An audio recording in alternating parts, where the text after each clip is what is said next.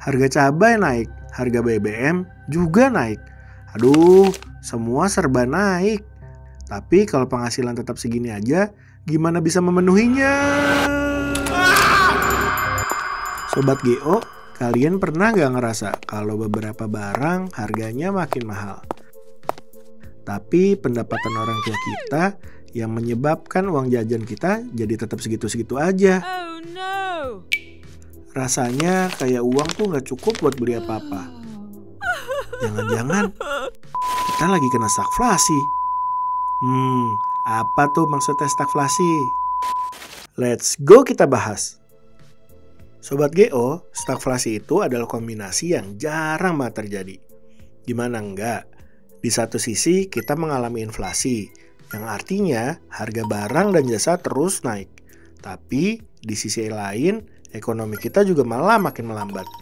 Jadi bisa dibilang stagflasi itu adalah musuh 2 kali lipat. Terus gimana kita bisa tahu negara kita kena stagflasi atau enggak? Yuk kita bahas ciri-cirinya. Yang pertama, inflasi tinggi. Yang artinya harga barang dan jasa naik dengan cepat. Contohnya, harga makan siang kalian yang tiba-tiba lebih mahal dari sebelumnya. Dan kamu mulai merasakan kesulitan buat beli makanan enak. Yang kedua, ekonomi lesu. Yang artinya banyak orang yang kehilangan pekerjaan atau bisnis sulit berkembang. Jadi meskipun harga barang naik, orang-orang gak punya cukup uang untuk belanja atau investasi. Nah, yang ketiga, pengangguran tinggi. Yang artinya banyak orang yang mencari pekerjaan, tapi lapangan pekerjaan gak cukup.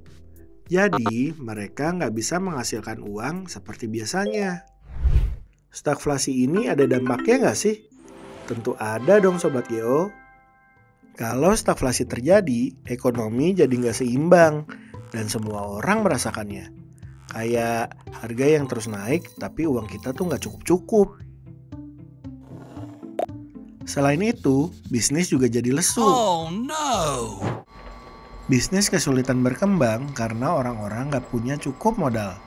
Jadi, banyak yang mengurangi produksi atau bahkan tutup. Terus, apa Indonesia ini termasuk negara yang kena stagflasi?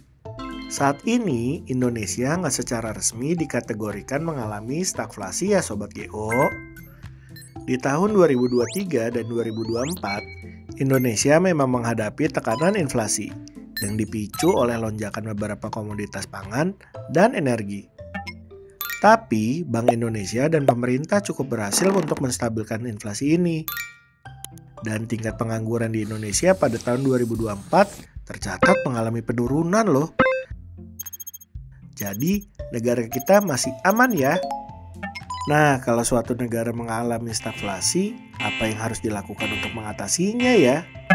Yang pertama, kebijakan pemerintah yang hati-hati.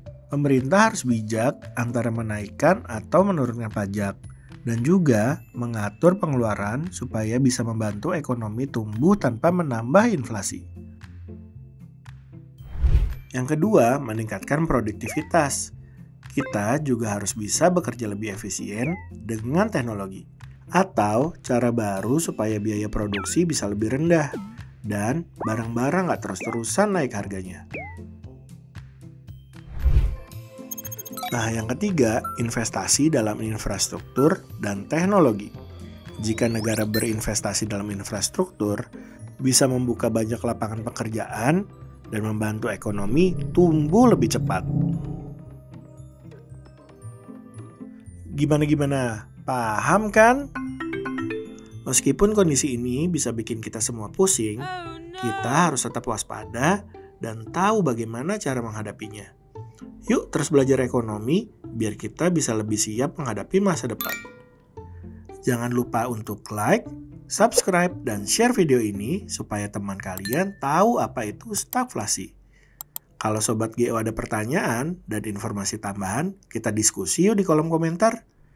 Terima kasih sudah menonton dan sampai jumpa.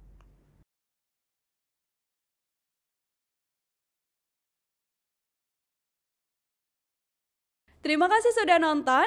Jangan lupa like, subscribe, dan share ya.